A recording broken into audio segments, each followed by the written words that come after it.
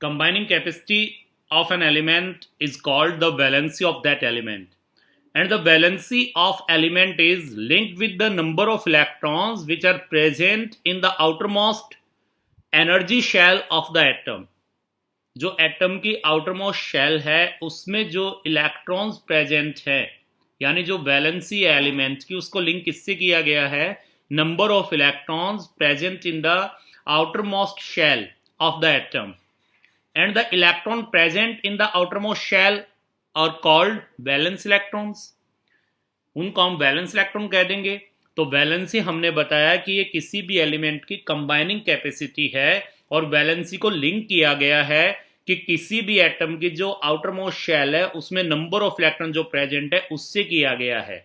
और किसी भी एटम की वैलेंस सेल में जो नंबर ऑफ इलेक्ट्रॉन्स प्रेजेंट होंगे तो उन इलेक्ट्रॉन्स को हम क्या कह देंगे? Valence electrons. वैलेंस सेल में यानी कि बाहर वाली शेल में जो इलेक्ट्रॉन्स प्रेजेंट होंगे उनको हम वैलेंस इलेक्ट्रॉन कह देंगे. अब अगर हम जिक्र करते हैं यहाँ पे रिप्रेजेंटेटिव एलिमेंट का, रिप्रेजेंटेटिव एलिमेंट हम किसको बोलते हैं? अगर रिप्रेजेंटेटिव एलिमेंट का हम जिक्र करें,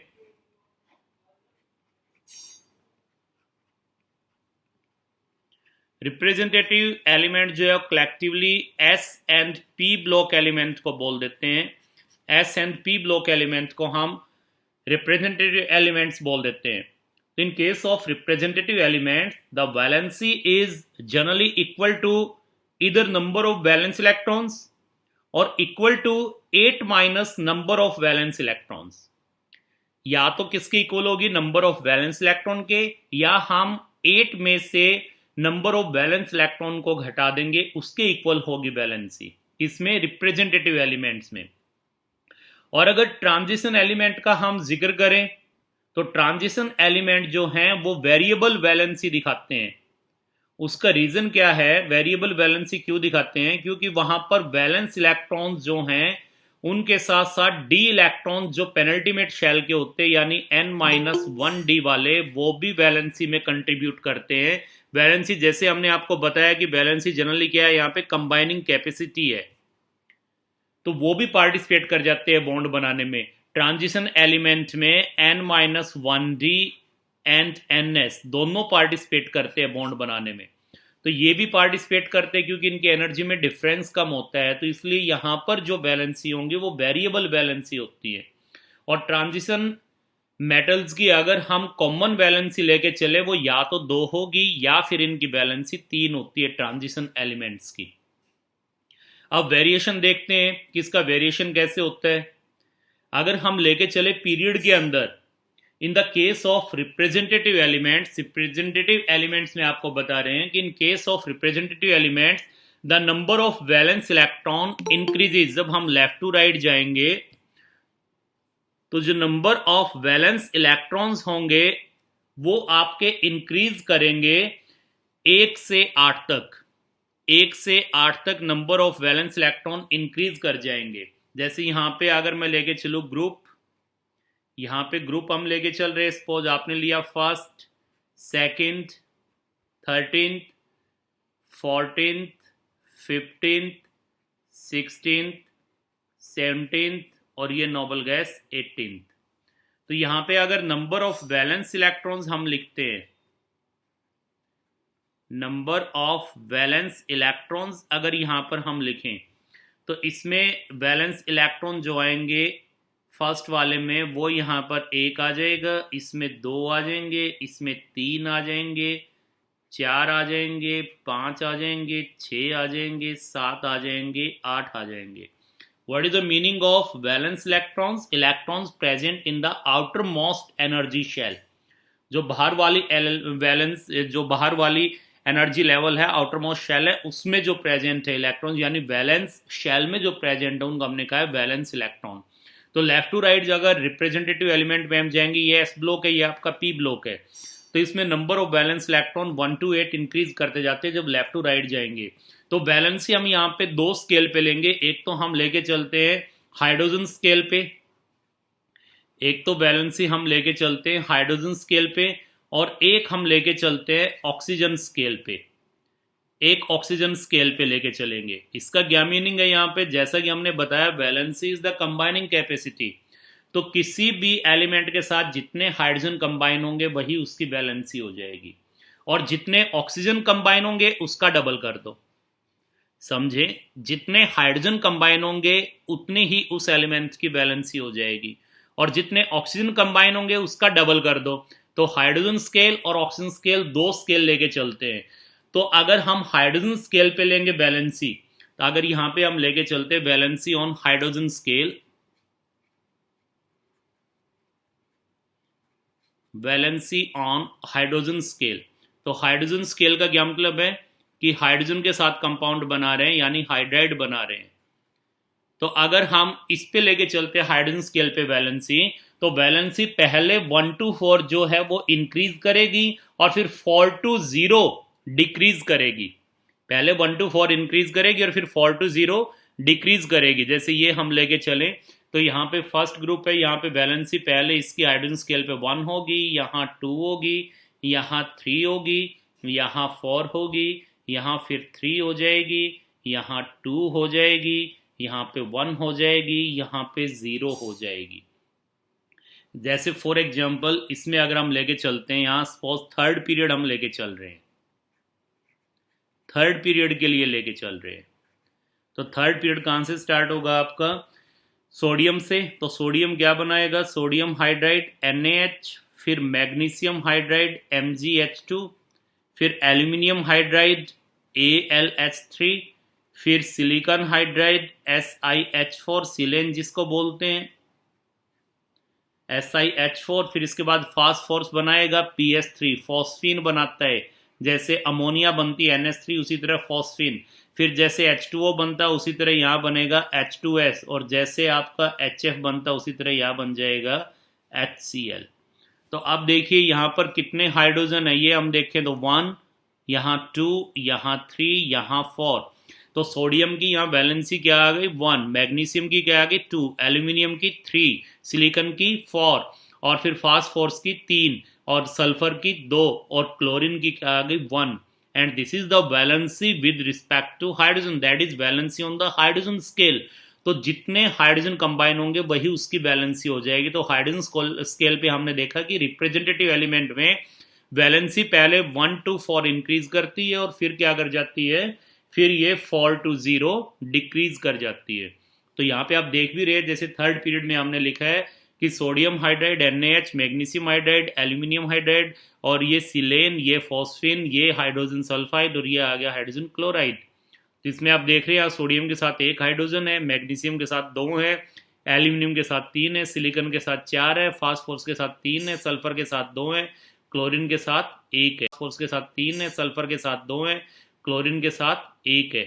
तो यहाँ पे वैलेंसी का जिक्र करें तो सोडियम की 1 होगी हाइड्रोजन स्केल पे, इसकी 2, मैग्नीशियम की, एल्यूमिनियम की 3, सिलिकॉन की 4, फास्फोरस की 3, सल्फर की 2, और क्लोरीन की 1। और अगर वैलेंसी हम लेते हैं ऑक्सीजन स्केल पे, valency on oxygen scale, valency on oxygen scale,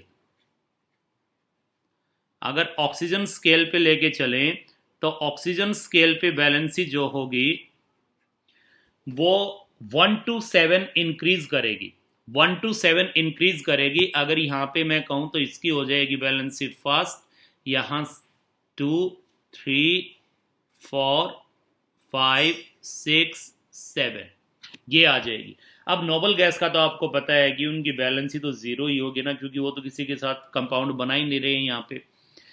तो यहाँ पे ऑक्सीजन स्केल पे लेके चले हैं, तो जैसे फॉर एग्जांपल यहाँ हम लेके चलते थर्ड पीरियड ही लेके चल रहे हैं, यहाँ पे सपोज थर्ड पीरियड की ऑक्साइड लेके चल रहे हैं। तो थर्ड पीरियड में पहले आ गया आपके पास सोडियम, क्या बनाएगा? Na2O। फिर आ गया मैग्नीशियम, क्या बनाएगा? MgO। फिर आ गया एल्यूमिनियम, क्या बनाएगा? Al2O3। फिर आ गया सिलिकॉन, क्या बनाएगा? Silica SiO2। फिर आ गया फास्फोरस, क्या बनाएगा? P2O5, phosphorus pentoxide. फिर आ गया सल्फर, और इसने यहाँ बनाया SO3। फिर आ गया क्लोरीन, इसने बनाया Cl2O7। तो यहाँ वैलेंसी आप देख सकते हैं कि वैलेंसी जो है 1 to 7 इंक्रीज कर रही है। जितने एक एटम के साथ जितने ऑक्सीजन कंबाइन उसका डबल कर दो। देखिए 2 के साथ 1 कंबाइन है तो 1 के साथ हाफ होगा, हाफ का डबल 1, तो यहाँ वैलेंसी क्या आ गई 1। मैग्नीशियम के साथ 1 ऑक्सीजन है, डबल कर दो 2। एक एल्यूमिनियम के साथ 1.5 है तो उसका डबल कर दो, कितनी आ गई 3। एक के साथ 2 है, डबल कर दो 4। यहाँ 2 के साथ 5 है तो एक के साथ कितनी होंगी, एक के साथ 2.5, उसका डबल कर दो 5। यहाँ एक के साथ 3 है, 3 ऑक्सीजन, डबल कर दो 6 हो गई। और यहाँ पे 2 क्लोरीन के साथ 7 है तो एक क्लोरीन के साथ कितनी आ गई 3.5, उसका डबल कर दो 7। एक एटम के साथ जितनी ऑक्सीजन कंबाइन कर रही है उसका डबल कर दो, वो आ जाएगी वैलेंसी किस पे, ऑक्सीजन स्केल पे। तो हाइड्रोजन स्केल पे वैलेंसी जो है वो 1 to 4 पहले इंक्रीज कर रही है, फिर 4 to 0 डिक्रीज, और यहाँ पे क्या है 1 to 7 इंक्रीज करते चली जाएगी ऑक्सीजन स्केल पे। अब अगर हम जिक्र करते हैं यहाँ पे ग्रुप के अंदर वेरिएशन इन ए ग्रुप, अगर ग्रुप में हम लेकर के चलें, ये पीरियड में हमने बताया था, तो in a group all elements have same number of valence electron. As you know कि एक ग्रुप के अंदर वैलेंस इलेक्ट्रॉन सेम होते हैं, तो in a group all the elements have same number of valence electron, so we can say all the elements show same valency. तो valency भी क्या होगी ग्रुप के अंदर, सेम रहेगी। जैसे एग्जांपल हम ले अल्कली मेटल्स हैं, तो अल्कली मेटल जो हैं वो सारे के सारे एक वैलेंसी दिखाते हैं, मोनो वैलेंसी होती है, क्योंकि आउटर मोस्ट शेल में एक इलेक्ट्रॉन होता है। और अगर alkaline earth metal second group वालों का जिक्र करें तो वो डाई वैलेंसी दिखाते हैं, क्योंकि आउटर मोस्ट शेल में सभी के 2 इलेक्ट्रॉन होते हैं। तो ग्रुप में क्या आ जाएगा, as the elements are having same number of electrons so they also show same valency. तो यह आ जाएगा वेरिएशन ग्रुप के अंदर किसका, वैलेंसी का। नेक्स्ट इसमें एक छोटा सा टॉपिक हम लेके चलते हैं, that is atomic volume.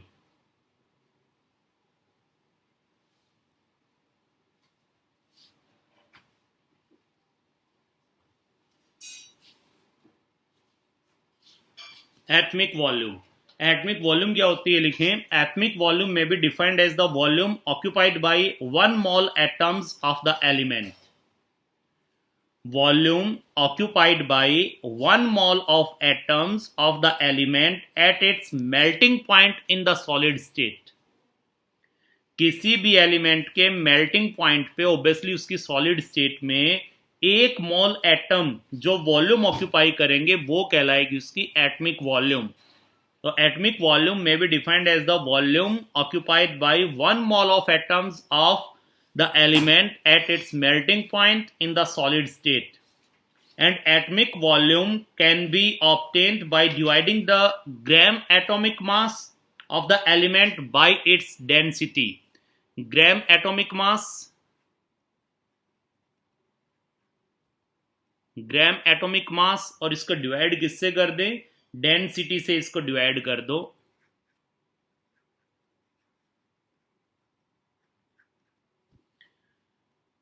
Atomic volume can be obtained by dividing the gram atomic mass of the element by its density। इससे हमें ऑब्टेन हो जाएगा। अगर अब इसमें वेरिएशन का जिक्र करते हैं तो देखिए एक तो ये चीज इसमें ध्यान रखें, वैलेंसी वाले में ये कोई अच्छी पीरियोडिक प्रॉपर्टी नहीं है। अगर ये कह दे कि ये अच्छी पीरियोडिक प्रॉपर्टी है तो इतनी अच्छी पीरियोडिक प्रॉपर्टी ये नहीं है, तो इसको अच्छी पीरियोडिक प्रॉपर्टी में काउंट नहीं किया जाएगा। और अगर जिक्र करते हैं इसका पीरियड में, तो एटॉमिक वॉल्यूम जो है अलोंग ए पीरियड डिक्रीज करेगी, पहले reaches a minimum in the middle and then start increase. अगर हम इसमें पीरियड में जिक्र करें, इसमें लेफ्ट टू राइट जाएंगे तो पहले क्या करेगी, पहले डिक्रीज करेगी, मिनिमम पे जाएगी और उसके बाद इंक्रीज करेगी। Atomic volume along the period first decreases, reaches a minimum value in the middle and then starts increasing, उसके बाद increase करेगी। अब इसमें ऐसा क्यों होता है, एक्चुअली क्या है कि यहाँ पे ये सारी चीज़ें डिपेंड करती हैं। जैसे हम कह रहे हैं सॉलिड स्टेट है, सॉलिड स्टेट में जो कंस्टिट्यूएंट पार्टिकल्स यहाँ पे एटम्स हैं उनका जो अरेंजमेंट होता है, उनकी जो पैकिंग होती है एटम्स की, वो डिफरेंट एलिमेंट में सॉलिड स्टेट में डिफरेंट होती है, तो इसलिए एटॉमिक वॉल्यूम में वेरिएशन आ जाएगा। तो यहाँ पे जो ये आया है कि पहले डिक्रीज कर गई, मिनिमम तक गई, उसके बाद इंक्रीज कर गई, this is due to the different packing arrangement of atoms in different elements in the solid state. जैसे हम ये कह दें कि फास्फोर्स है, फास्फोर्स में क्या है, P4 है, इनकी पैकिंग होगी। सल्फर में अगर हम करें तो S8 की पैकिंग होगी। तो इनकी जो पैकिंग होगी सॉलिड स्टेट में वो अलग अलग तरीके से पैकिंग होती है, इसलिए वेरिएशन आता है। और अगर हम जिक्र करते हैं यहाँ पे ग्रुप का, तो in moving down the group atomic volume goes on increasing gradually. Down the group आएंगे तो एटॉमिक वॉल्यूम इंक्रीज करती जाएगी ग्रेजुअली। तो this is about the atomic volume. चलो तो ठीक है बेटा, अब देखिए इसमें थोड़ा सा आपको बताएं, ये पीरियोडिक टेबल है आपके पास। अगर यहाँ पे हम मेटल्स का जिक्र करते हैं तो ये आपको पता है कि यहाँ पे लार्जेस्ट क्लास ऑफ एलिमेंट्स क्या है, मेटल्स। मेटल जो है, metal is the largest class of elements. इसमें क्या क्या आ जाएंगे, ये देखिए इसके अंदर आपका ये फर्स्ट फर्स्ट ग्रुप आ जाएगा, हाइड्रोजन नहीं है, ये फर्स्ट ग्रुप आ जाएगा लिथियम से फ्रेंसियम तक, ये वाला आ जाएगा। सेकंड आ जाएगा, और ये आपका थर्ड से लेकर के 12 तक ये ग्रुप आ जाएगा। यानी सारे ट्रांजिशन और आपके इनर ट्रांजिशन यानी डी और एफ, ये सारे किसमें आ जाएंगे, मेटल्स के अंदर ही आ जाएंगे। और अगर हम जिक्र करते हैं यहाँ पे 13, 14 और 15 ग्रुप का भी अगर जिक्र करें तो यहाँ भी देखिए जो ये बॉटम में है, नियर द बॉटम, ये बॉटम में जो यहाँ पे हैं, ये सारे क्या शो करेंगे, ये मेटलिक प्रॉपर्टी शो करेंगे। तो सबसे ज्यादा इसमें मेटल ही होते हैं। तो मेटल कौन से आ गए, metal includes elements belonging to first, second, third to 12th group, that is transition and inner transition, and some elements of 13 to 15th group, 13 to 15th group कौन से वाले, which laying near the bottom of the table, जो यहाँ पे हैं। और metals का आपको पता ही है, the metals are characterised by their nature of easily giving up the electrons, easily giving up the electron apart from shining lustre, वो सब कुछ आप पढ़ चुके हैं। और इनके जो ऑक्साइड होंगे मेटल्स के, ओब्वियसली नेचर में कैसे होंगे, बेसिक होंगे। अब अगर नॉन मेटल का हम जिक्र करें यहां पर, तो नॉन मेटल क्या होते हैं, जो नॉन मेटल हैं, this don't give up electrons, ये इलेक्ट्रॉन्स नहीं देंगे, बल्कि ये क्या करेंगे, in fact they like to take up the electrons to form anion, to form negative ion, ये इलेक्ट्रॉन्स लेंगे। और ये इंक्लूड कौन से हैं, जनरली इसमें अगर हम कहें तो 10 एलिमेंट्स आते हैं, जनरली 10 एलिमेंट्स आते हैं, जो कहां पे होंगे, lying to the right side of the table, यहां ये देखिए ये। और इनमें कौन से आ जाएंगे अगर हम लेके चले, कार्बन आ गया, नाइट्रोजन आ गया, ऑक्सीजन आ गई, फ्लोरीन आ गया सेकंड पीरियड वाले में। और अगर थर्ड पीरियड में हम लें तो फास्फोरस आ गया, सल्फर आ गया, क्लोरीन आ गई। और अगर फोर्थ पीरियड हम लेके चले तो इसके अंदर सिलेनियम और ब्रोमीन आ गया। और अगर फिफ्थ पीरियड ले तो इसमें आयोडीन आ गई, अस्टाटीन नहीं आएगी, ये यहाँ ग्रीन गलत दिखाया, ये आ गया। अब जहां तक नोबल गैस की बात है, तो जो 18th ग्रुप वाले एलिमेंट हैं, they don't behave like metals nor do they behave like non metals, so they are classified separately as noble gases. और इसी तरह हाइड्रोजन है, हाइड्रोजन जो है यहां पे रखा हुआ है, hydrogen is different from any other element and can't be easily classified into a particular group. However, it is placed along with the alkali metals, though it doesn't show or exhibit the properties of alkali metals. क्योंकि lightest है, atomic number 1 है, इसलिए यहां पे रख दिया, otherwise इनकी property show नहीं कर रहा है। तो नॉन मेटल जनरली हम काउंट करें तो 10 आ जाएंगे हमारे पास। और नॉन मेटल के ऑक्साइड नेचर में कैसे हो जाएंगे, एसिडिक। अब मेटलोइड का अगर हम जिक्र करते हैं यहाँ पे, जो मेटालिक कैरेक्टर आपने ऑब्जर्व किया होगा, you can very easily observe that metallic character has decreased when one moves to the right of the table. अगर हम लेफ्ट टू राइट जाएंगे तो मेटालिक कैरेक्टर क्या करेगा, डिक्रीज करेगा। अगर आप लेफ्ट टू राइट जाएंगे, it is observed that some elements lying at the border of metallic and non metallic behavior, ये देखिए यहाँ पे जो दिखा रखे हैं, ये नॉन मेटल, ये मेटल। तो यहाँ पे कुछ ये एलिमेंट बैठे हुए हैं जो कि इनकी बॉर्डर लाइन पे हैं, that is they exhibit both metallic and non metallic character and these are called metalloids. तो इसमें जनरली अगर हम कहें तो 8 एलिमेंट में इसमें कह के चलूंगा, boron, silicon, germanium, arsenic, antimony, tellurium, polonium and astatine भी इसी में आ जाएगा, ये वाला। ये जनरली हम मेटलॉइड कह करके चलेंगे इसमें। और मेटलॉइड के जो ऑक्साइड होते हैं वो जनरली नेचर में कैसे होंगे, एम्फोटेरिक हो जाएंगे। तो ये मेटल, नॉन मेटल और मेटलॉइड इसके अंदर जो दिखाया हुआ है उसके बारे में आपको बताया है। और देखिए इसमें अगर और हम लेके चलें तो एक इसमें हम लेके चलते हैं टिपिकल एलिमेंट्स। कई बार आप कह देते हैं ना कि टिपिकल एलिमेंट्स क्या होते हैं, तो टिपिकल एलिमेंट्स के बारे में आपको बताएं।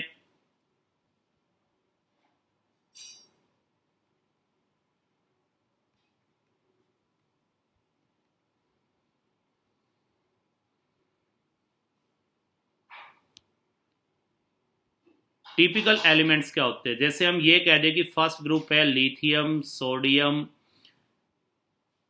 Potassium, rubidium, caesium, francium.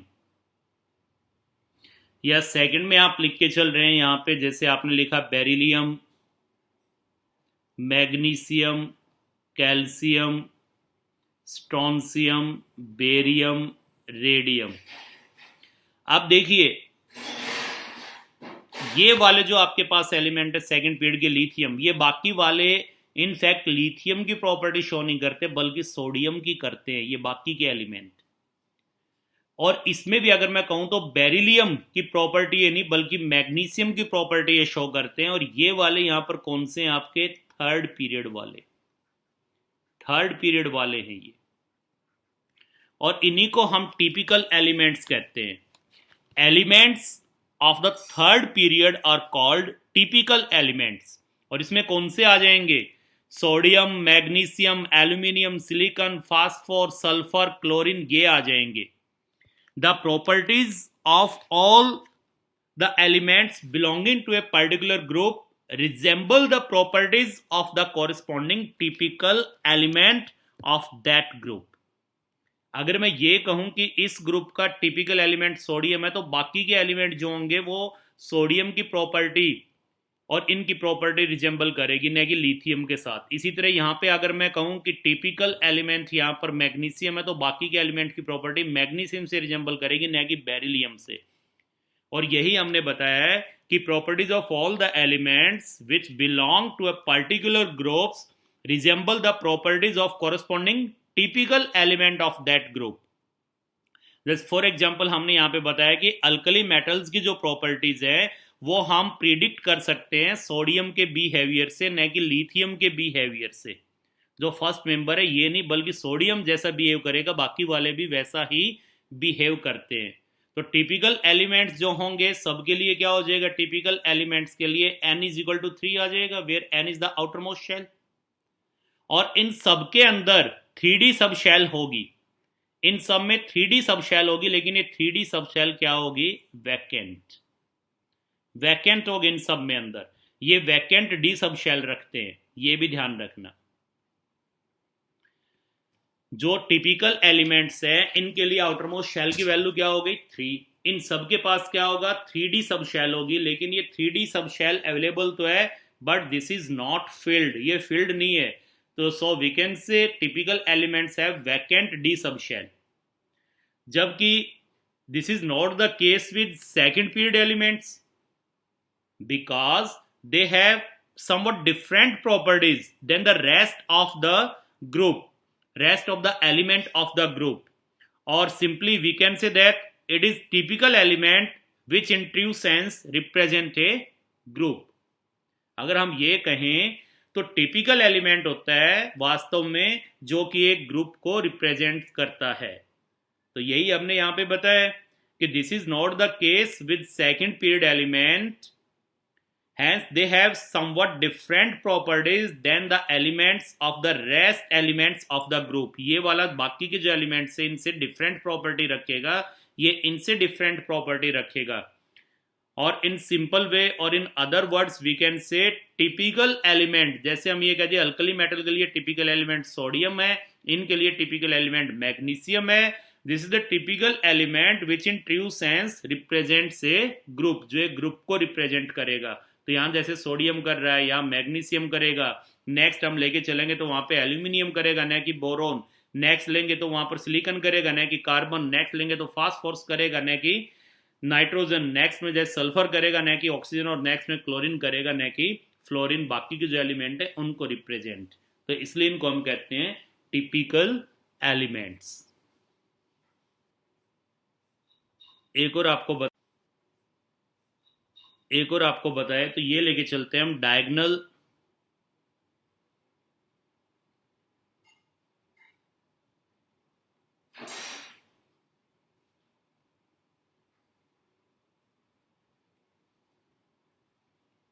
Relationship लेकर के चलते हैं, डायगोनल रिलेशनशिप लेकर के चलते हैं। तो यहां पे जैसे हम लिखें सेकंड पीरियड वाले आपने लिखा, जैसे लिथियम आपने लिखा, यहाँ पे बेरिलियम लिखा, यहाँ पे बोरोन लिखा, यहाँ पे आपने कार्बन लिखा, और यहाँ पे थर्ड पीरियड की आप लिखते हैं जैसे सोडियम, यहाँ पे आप लिखते हैं मैग्नीशियम, और यहाँ पे आप लिखते हैं एल्यूमिनियम, यहाँ पे आप लिखते हैं जैसे सिलिकॉन। तो ये तो कौन से हो गए, सेकंड पीरियड। ये कौन सा हो गया, थर्ड पीरियड। सही है। तो सेकंड पीरियड के कुछ एलिमेंट जैसे कि लिथियम, बेरिलियम, बोरोन, ये डिसिमिलरिटीज दिखाते हैं with other elements of their respective group. जैसे ये है, ये बाकी के जो इस ग्रुप में होंगे सोडियम, पोटेशियम, रुबिडियम, उनसे अलग प्रॉपर्टी दिखाएगा। बेरिलियम अपने इन ग्रुप वालों से अलग दिखाएगा, अभी हमने बताया था। बोरोन अपने वालों से अलग दिखाएगा। But show similarities in properties with elements of the next group and next period. जैसे हम ये कहते हैं सेकंड पीरियड का जो एलिमेंट होगा वो अपने से नेक्स्ट ग्रुप और नेक्स्ट पीरियड, अगर मैं ये कहूं लिथियम से नेक्स्ट ग्रुप कौन सा है, ये वाला अगर हम ग्रुप यहां से ले ले तो नेक्स्ट ग्रुप ये हो गया, और नेक्स्ट पीरियड कौन सा है, ये हो गया।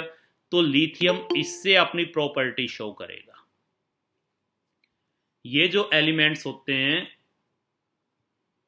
ये एलिमेंट्स जो है सेकंड पीरियड के एलिमेंट, जैसे मैं कहूं लिथियम, बाकी जो अल्कली मेटल है उनसे इसकी प्रॉपर्टी डिसिमिलर होती है। कुछ बेरिलियम की अपने ग्रुप वालों से होंगी, लेकिन लिथियम जो है यानी सेकंड पीरियड के जो कुछ एलिमेंट हैं वो अपने से नेक्स्ट ग्रुप और नेक्स्ट पीरियड के एलिमेंट से अपनी प्रॉपर्टी रिजेंबल करते हैं, जो कि कैसे प्रेजेंट इनके डायगोनली। जैसे लिथियम देखिए, नेक्स्ट ग्रुप का जिक्र करें तो इस ग्रुप से नेक्स्ट ये ग्रुप आ गया, और इस पीरियड से नेक्स्ट पीरियड ये आ गया। तो लिथियम अपने से नेक्स्ट ग्रुप और नेक्स्ट पीरियड के एलिमेंट से अपनी प्रॉपर्टी रिजेंबल करेगा। बेरिलियम किससे करेगा, एल्यूमिनियम से करेगा। बोरोन किससे करेगा, सिलिकॉन से करेगा। और ये कहां पे स्ट्रेटेड है, डायगोनली। तो इसी को हम क्या बोलते हैं, डायगोनल रिलेशनशिप। तो we can say some elements of the second period show similarities with elements of the next group and third period, or you can say next period, next group and next period, or you can say elements of third period like magnesium, aluminium, silicon, which are situated diagonally to them, जो कि इनके diagonally situated है, and this is called diagonal relationship। जैसे lithium और magnesium की property resemble करेंगी, beryllium aluminium की property resemble करेंगी, और बोरॉन और सिलिकॉन की प्रॉपर्टी रिजेंबल करेंगी। इनको हम एक किस्म से ये भी कहते हैं, ब्रिज एलिमेंट्स भी कह देते हैं। Elements of second period are also called bridge elements. ये जो है सेकंड पीरियड के एलिमेंट, इनको हम ब्रिज एलिमेंट भी कहते हैं। ब्रिज एलिमेंट हम किसको कह रहे हैं, BRID। देखिए डायगोनल रिलेशनशिप हमने क्या बताया आपको कि जो सेकंड पीरियड के एलिमेंट होते हैं, कुछ सेकंड पीरियड वाले एलिमेंट जो हैं जैसे लिथियम, बेरिलियम, बोरोन, कार्बन, ये जो होते हैं ये अपने ग्रुप के जो एलिमेंट्स हैं उनसे इनकी प्रॉपर्टी डिसिमिलर होती हैं, और अपने से नेक्स्ट ग्रुप और नेक्स्ट पीरियड के एलिमेंट के साथ ये अपनी प्रॉपर्टी रिजेंबल करते हैं। जैसे लिथियम हम लेकर के चलें तो लिथियम का नेक्स्ट ग्रुप और नेक्स्ट पीरियड का एलिमेंट कौन होगा, नेक्स्ट ग्रुप तो ये हो गया और नेक्स्ट पीरियड ये हो गया, क्योंकि ये सेकंड ये तो ये थर्ड हो गया। तो लिथियम मैग्नीशियम से अपनी प्रॉपर्टी रिजेंबल करेगा। अब बेरिलियम ले तो बेरिलियम अपने से नेक्स्ट ग्रुप और नेक्स्ट पीरियड के एलिमेंट से अपनी प्रॉपर्टी रिजेंबल करेगा। तो इससे नेक्स्ट ग्रुप तो ये हो गया और पीरियड ये हो गया, तो यानी एल्यूमिनियम से करेगा। बोरोन भी अपने से नेक्स्ट ग्रुप और नेक्स्ट पीरियड के एलिमेंट से अपनी प्रॉपर्टी रिजेंबल करेगा, और ये एलिमेंट कैसे सिचुएटेड है इनके, diagonally. So this is called diagonal relationship. Some elements of second period like lithium, beryllium, boron show similarities in properties with the elements of next group and next period, or you can say with elements of third period like magnesium, aluminium and silicon, which are situated diagonally to them, and this is called diagonal relationship. और जो second period वाले element हैं इनको हम bridged element भी बोल देते हैं, ब्रिज एलिमेंट. ये यहां पर हम लिख भी रहे थे आपका ब्रिज एलिमेंट, तो इनको ब्रिज एलिमेंट भी कह देते हैं, BRIDGE, ब्रिज एलिमेंट बोल देते हैं इनको. और ये जो ब्रिज एलिमेंट्स होते हैं इनकी जो प्रॉपर्टी होगी वो किससे रिजेंबल करेगी, resemble with the properties of elements belonging to third period and which are placed diagonally to them. इनसे रिजेंबल करेगी, इसको हम कहते हैं डायगोनल रिलेशनशिप. अब अगर इसका हम रीजन देखें तो देखिए जनरली जो आपने पीरियोडिक प्रॉपर्टीज पढ़ी हैं अधिकतर में क्या था, ज्यादातर प्रॉपर्टीज में आपने पढ़ा है अगर कोई प्रॉपर्टी लेफ्ट टू राइट जाने पे इंक्रीज करती है तो टॉप टू बॉटम आने पे वो डिक्रीज करती है. ज्यादातर केसेस में आपने ये पढ़ा था. और अगर लेफ्ट टू राइट जाने पे डिक्रीज करती है तो टॉप टू बॉटम आने पे इंक्रीज करती है. यही जैसे थोड़ी देर के लिए मैं एटॉमिक साइज को लूं तो एटॉमिक साइज अगर आप लेफ्ट टू राइट जाएंगे तो डिक्रीज करेगा, टॉप टू बॉटम आएंगे तो इंक्रीज करेगा, ऐसा आपने पढ़ा है. इलेक्ट्रोनेगेटिविटी लेंगे तो लेफ्ट टू राइट इंक्रीज कर रही थी, टॉप टू बॉटम डिक्रीज कर रही थी. इलेक्ट्रोपॉजिटिव कैरेक्टर आप लेंगे तो लेफ्ट टू राइट डिक्रीज कर रहे थे, टॉप टू बॉटम इंक्रीज कर रहे थे. आप अगर ऑक्साइड का नेचर लेके चलते हैं, acidic nature left to right increase कर रहा था, टॉप टू बॉटम डिक्रीज कर रहा था. और basic nature top to bottom जो है वो इंक्रीज कर रहा था, लेफ्ट टू राइट डिक्रीज कर रहा था. तो जो periodic property left to right increase कर रही थी, टॉप टू बॉटम डिक्रीज कर रही थी, कुछ को छोड़ करके, ज्यादातर केसेस में आपने यही पढ़ा है. आयनाइजेशन एनर्जी है, टॉप टू बॉटम आते हैं तो क्या कर रही थी ionisation energy, decrease. Left to right क्या कर रही थी, increase. Electron affinity down the group decrease और लेफ्ट टू राइट इंक्रीज कर रही थी. Reducing character down the group कर रहा था आपका increase, left to right decrease. और oxidising character left to right increase और टॉप टू बॉटम डिक्रीज. ये प्रॉपर्टी आपने पढ़ी है. आप देखिए इस साइड जाने पे जो प्रॉपर्टी बढ़ती है इस साइड आने पे घटती है, या इस साइड आने पे जो बढ़ती है वो इस साइड जाने पे घटती है. और अगर हम डायगोनली जाएंगे, ऐसे डायगोनली अगर हम जाएं डायगोनली, तो ये क्या करेंगे, ये दो फैक्टर इस साइड जो बढ़ रहा है इस साइड जो घट रहा है एक दूसरे को कैंसिल कर देंगे और डायगोनली जो ये एलिमेंट होंगे इनकी प्रॉपर्टी रिजेंबल कर जाएगी. तो ये रीजन है डायगोनल रिलेशनशिप का. एक और छोटा सा टॉपिक लेते हैं, हेडिंग लिखें anomalous behaviour of the elements of second period.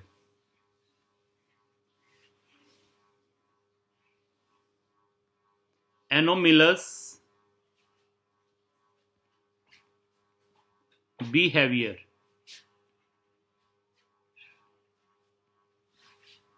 of second period elements.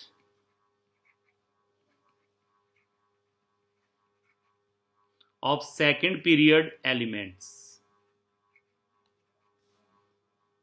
Anomalous behaviour, इसका मतलब क्या हुआ, जैसे सेकंड पीरियड के हम लिखें lithium, beryllium, boron, carbon, nitrogen, oxygen, fluorine, ये सेकंड पीरियड के एलिमेंट हैं. सेकंड पीरियड के हैं ये, तो इनके लिए एन, सेकंड पीरियड के हैं ये, तो इनके लिए n इज इक्वल टू क्या होगा, 2 आउटर मोस्ट शेल. ये जो एलिमेंट हैं, जैसे लिथियम मैं कहूं तो बाकी के जो एलिमेंट होंगे उनसे हटके प्रॉपर्टी शो करता है. एनोमिलस का मतलब होता है कि बाकी कोई चीज शो करे उनसे हटके प्रॉपर्टी शो करे. जैसे कई बार हम घर में नहीं बोल देते हैं कि भाई इनके सभी बहन भाई ऐसे हैं, ये पता नहीं अलग सा हो गया, तो अलग सा बिहेव करना दैट इज एनोमिलस बिहेवियर. तो लिथियम यहाँ पे एनोमिलस बिहेवियर दिखाएगा, बेरिलियम इस ग्रुप में दिखाएगा, बोरॉन अपने इस ग्रुप में दिखाएगा, कार्बन इसमें दिखाएगा, नाइट्रोजन इसमें दिखाएगा, एंड सो ऑन। तो यानी सेकंड पीरियड के जो एलिमेंट हैं वो बाकी के जो उनके कॉरस्पॉन्डिंग पीरियड वाले ग्रुप वाले एलिमेंट है उनसे कुछ हटके प्रॉपर्टी शो करते हैं। It has been observed that in case of representative elements, what is the meaning of representative elements? Elements belong to S and P block. The first element in each group. For example, lithium in the first, beryllium in the second, and boron to fluorine from the group 13 to 17th differ in many respects, in many properties from other members of their respective groups. कि जैसे हम ये कहें, इसमें हमने simply क्या बताया आपको कि ऐसा पाया गया जो रिप्रेजेंटेटिव एलिमेंट है उसमें जो फर्स्ट एलिमेंट है हर एक ग्रुप का, जैसे इसका ये है, इसका ये है, और 13 टू 17 आए तो ये यहां से बोरॉन से फ्लोरीन, ये फर्स्ट मेंबर है अपने रिस्पेक्टिव ग्रुप के। तो ये जो है ये डिफर करते हैं बहुत सारी प्रॉपर्टीज में in many respects from other members of their respective group, and this is called anomalous behaviour of first member of each group. और इसका रीजन क्या होता है, ये क्यों ऐसा करते हैं, इसका रीजन क्या है? सबसे पहली बात, इसका रीजन अगर पूछिए तो हो गया, अगर यह आ जाए कि what do mean by anomalous behaviour, तो एनोमिलस बिहेवियर क्या है कि first member of each group in the representative element differ in many properties, और you can say many respects from the other member of their respective group, and this is called anomalous behaviour of the first member of each group. और इसका reason क्या है? सबसे पहला reason अगर हम कहें स्मॉल साइज, स्मॉल साइज, किसी भी इन ग्रुप का जो पहला मेंबर होगा उसका सबसे छोटा साइज होता है, पहला रीजन ये आ जाएगा, स्मॉल साइज होगा। दूसरा अगर लेके चलूं मैं, डी ऑर्बिटल्स नहीं होते, non availability of d orbitals, D orbitals नहीं होंगे, क्योंकि मैंने बताया सेकंड पीरियड में मैक्सिमम वैल्यू 2 है आउटर मोस्ट शेल की, और सेकंड शेल में 2s एंड 2p होते हैं, 2d जैसी कोई चीज नहीं होती। तो फर्स्ट रीजन तो क्या आ गया, स्मॉल साइज। सेकंड क्या आ गया, non availability of d orbitals in their valence shell. Third reason अगर इसमें मैं लेके चलूं तो थर्ड रीजन क्या आ जाएगा इसमें, अगर कहें तो ये भी कह सकते हैं कि इनकी इलेक्ट्रोनेगेटिविटी बाकी जो मेंबर है उनसे ज्यादा होती है, इलेक्ट्रोनेगेटिविटी बाकी जो मेंबर है उनसे ज्यादा होगी। फोर्थ अगर यहां पे मैं कहूं रीजन इसके लिए, तो ये कह सकते हैं कि कुछ केसेस में जैसे यहां पे कार्बन ले, नाइट्रोजन ले और ऑक्सीजन ले, इनमें इनकी टेंडेंसी मल्टीपल बॉन्ड बनाने की होती है। मल्टीपल बॉन्ड क्या, डबल और ट्रिपल बॉन्ड बनाने की टेंडेंसी होती है, किसमें, कार्बन, नाइट्रोजन और ऑक्सीजन में। जैसे सिंपल सा एग्जांपल आपको दे, इसी में हम ले नाइट्रोजन जो है, देखिए नाइट्रोजन जो है वो एग्जिस्ट करती है इस फॉर्म में, देखो ट्रिपल बॉन्ड बना रही है, जबकि फास्फोरस जो है वो ट्रिपल बॉन्ड यानी एक साथ ट्रिपल बॉन्ड नहीं बनाएगा, फास्फोरस एग्जिस्ट करता है इस फॉर्म में, पी फॉर्म में, फास्फोरस पी फॉर्म में और नाइट्रोजन N2 में। ऑक्सीजन O2 में एग्जिस्ट करती है एलिमेंटल स्टेट में, और सल्फर S8 में करता है। कार्बन खुद के साथ भी और नाइट्रोजन ऑक्सीजन इनके साथ भी मल्टीपल बॉन्ड बना सकती है। तो जो ये वाले मेंबर हैं आपके पास, कार्बन, नाइट्रोजन और ऑक्सीजन 14, 15 एंड 16 ग्रुप वाले, इनकी टेंडेंसी मल्टीपल बॉन्ड बनाने की होती है। और अगर फिफ्थ रीजन इसमें हम लेके चलें तो ये इलेक्ट्रोनेगेटिविटी वाला हो गया कि इनकी इलेक्ट्रोनेगेटिविटी ज्यादा होती है। ये लें तो high charge by size ratio, charge by size यानी रेडियस कह दूं, चार्ज बाय रेडियस रेशियो इनका क्या होता है, ये हाई होता है, charge by radius ratio high होगा। एक रीजन इनका ये आ जाएगा। तो ये कुछ रीजन है जिनकी वजह से क्या दिखाते हैं, एनोमलस बिहेवियर दिखाते हैं। अब जैसे लिथियम को ही ले, लिथियम के कुछ कंपाउंड में कोवलेंट कैरेक्टर मिले थे, बाकी आयनिक बनाते हैं। बेरिलियम कुछ हद तक कोवलेंट बना लेता है, बाकी वाले नहीं बना पा रहे थे। तो ये क्या दिखा रहा है, एनोमलस बिहेवियर दिखा रहा है। और रीजन ले, एक और ले इसमें, चलो आयनाइजेशन एनर्जी का और डाल देते हैं। आयनाइजेशन एनर्जी जो होगी इनकी कॉरस्पॉन्डिंग पीरियड में वो क्या होगी, हाईएस्ट, सबसे ज्यादा होगी, हाई आयनाइजेशन एनर्जी होगी इनकी। ये रीजन, क्या क्या रीजन हो गए इनके एनोमिलस बिहेवियर दिखाने के? स्मॉल साइज है, डी ऑर्बिटल इनके आउटर मोस्ट शेल में एब्सेंट है, इलेक्ट्रोनेगेटिविटी ज्यादा है, आयनाइजेशन एनर्जी हाई है, और चार्ज बाय साइज यानी charge by radius ratio high है, और कार्बन नाइट्रोजन ऑक्सीजन की इनकी टेंडेंसी मल्टीपल बॉन्ड बनाने की है। तो ये रीजन है जिसकी वजह से ये एनोमिलस बिहेवियर शो करते हैं। आप एक टेबल बना लेंगे, एक टेबल के लिए मैं आपको बता रहा हूं, इस टाइप से टेबल बनाएंगे आप कि जैसे यहां पे आप प्रॉपर्टी लिख रहे हैं, सपोज आपने यहां पे लिख दिया एटॉमिक साइज, तो आप ये लिखेंगे इस साइड जाने पे क्या हो रहा है और इस साइड जाने पे क्या हो रहा है। फिर आपने लिख दिया सपोज आयनाइजेशन पोटेंशियल, इस साइड क्या हो रहा है और इस साइड क्या हो रहा है। फिर आपने सपोज यहां पे लिख दिया मेटालिक कैरेक्टर, इस साइड जाने पे क्या हो रहा है, इस साइड जाने पे क्या हो रहा है। यहाँ पे लिख दिया नॉन मेटालिक कैरेक्टर, इस साइड क्या हो रहा है, इस साइड क्या हो रहा है। यानी इंक्रीज कर रहे हैं, डिक्रीज कर रहे हैं, क्या इनमें ट्रेंड होता जा रहा है वो आपको बताना है। यहाँ पे मैं प्रॉपर्टीज कुछ बोल देता हूँ, फटाफट लिखिए। इनके लिए आप ऐसे लिखेंगे, जैसे यहाँ पे मैंने एटॉमिक रेडियस लिखा है, एटॉमिक साइज लिखा है, लेफ्ट टू राइट जाएंगे तो यहाँ पे आप क्या लिख देंगे, डिक्रीज। यहाँ पे टॉप टू बॉटम क्या करेगा, आई आई फॉर इंक्रीज। इस तरह आयनाइजेशन पोटेंशियल मैंने लिखा है, लेफ्ट टू राइट जाएंगे क्या करेगा, इंक्रीज, पूरा लिख लेना चाहे इंक्रीज। और टॉप टू बॉटम क्या करेगा, डी डी फॉर डिक्रीज, पूरा लिख लेना डिक्रीज। तो इस तरह से कौन कौन से आपको लिखने हैं फटाफट लिखें। आप लिखेंगे एटॉमिक रेडियस का चार्ट बना लेंगे, ionisation potential, ionisation potential, metallic character, electron affinity, electronegativity, oxidising nature, reducing nature, screening effect. Screening effect दोनों तरफ इंक्रीज करेगा, देखना आप। स्क्रीनिंग इफेक्ट आपने निकाला भी होगा, स्क्रीनिंग इफेक्ट स्लेटर रूल से। Effective nuclear charge, valency with respect to oxygen, basic character of hydroxide, basic character of oxides, strength of oxy acid,